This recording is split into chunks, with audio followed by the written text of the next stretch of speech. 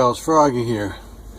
That is a 1/2 inch inlet, 2 3/8 outlet shutoff valve under the sink in my kitchen, and I need to replace it because the shutoff is not working. I live in a hard water area and they build up a lot of hard water deposits, mineral deposits, and after a few years they just don't work anymore. First thing you have to do is shut off the water to the whole house, because once you take this little guy off, there's nothing preventing the water from gushing out of that 1/2 inch pipe in the wall. So shut your water off to your whole house.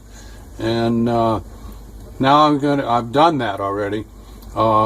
Usually there's a shut off on the house, and also there's a shut off at the meter. And you can do either one, or if the one at the house doesn't quite do it all the way, go to the meter and do the shut off at the meter. That one is usually in pretty good shape, hopefully. So now I'm going to take those 2 3/8 connections off. One goes to the dishwasher and one goes to the hot water at the faucet. So that's the first step. Moving right along. When you take these 2 3/8, and this one goes to the dishwasher, the other one goes to the faucet, there's going to be, even though you've got the whole water shut off to the whole house, there's going to be some residual water pressure, a little bit of water pressure, a little bit of water from the second story, if you have a second story, that will run out. So be ready to catch it. I had a towel down there, and that wasn't enough, so I got two of those are full, and I probably could have done 2 1/2 those yogurt containers. So figure, you know, 1/2 gallon of water might come out, but it stopped now. And I've got the 2 3/8 off. Now I'm going to take the 1/2 inch that comes off the pipe in the wall, the big connection. So let me get that and I'll show you. Let me show you this before I take that off. This is what I'm using to replace the shutoff. They call it 1/2 inch inlet, 2 3/8 outlet, and this part is the part that goes on the pipe that comes out of the wall, and this is the bushing.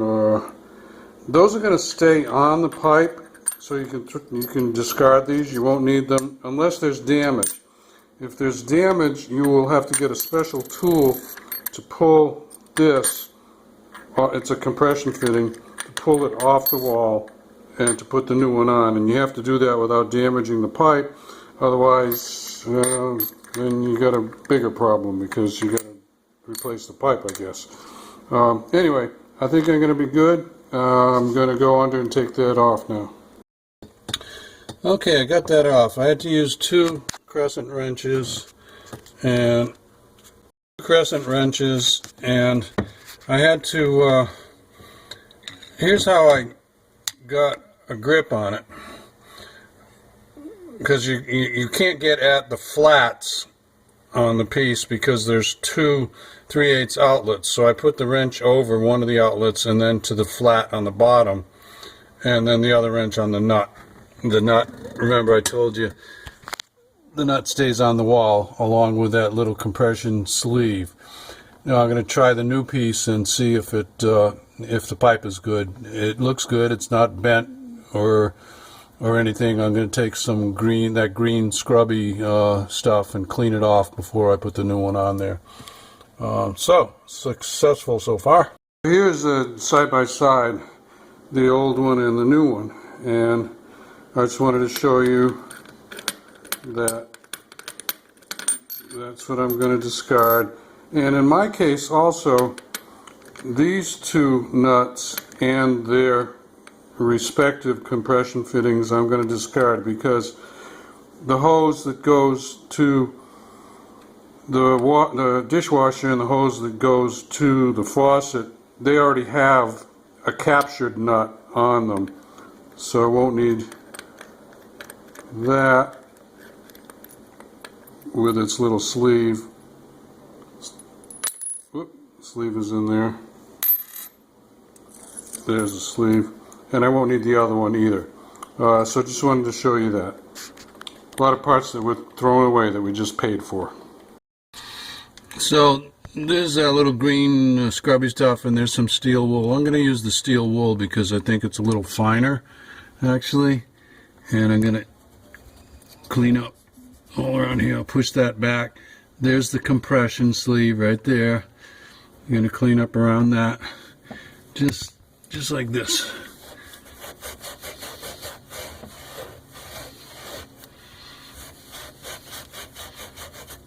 See, that'll get nice and shiny because it's copper.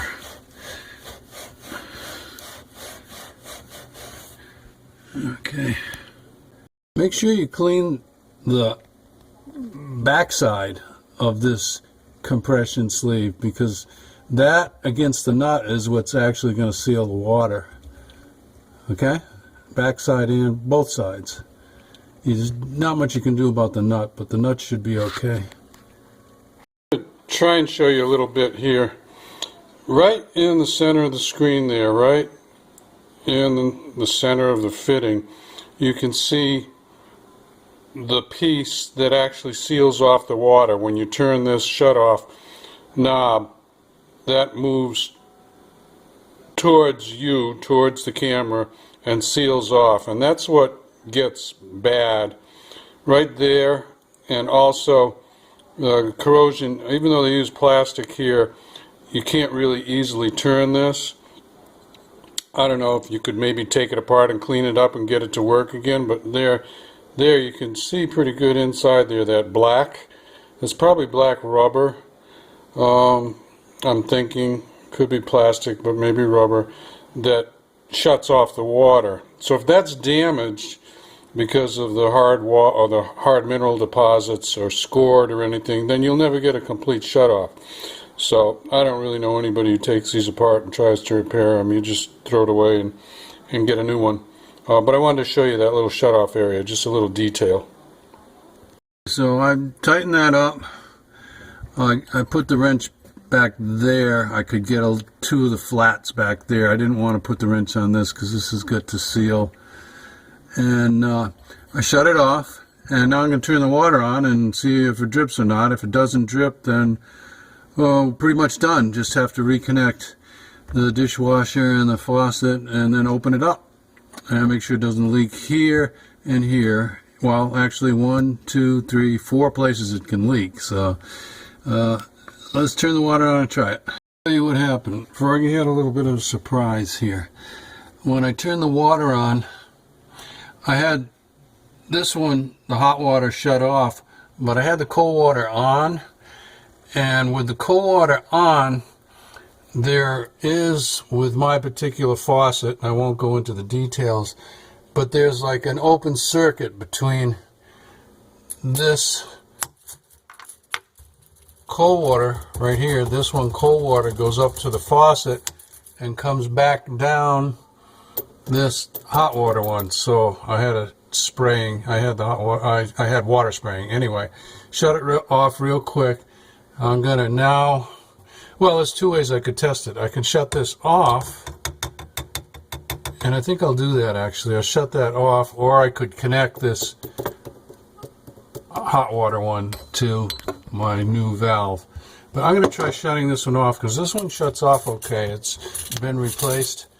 There.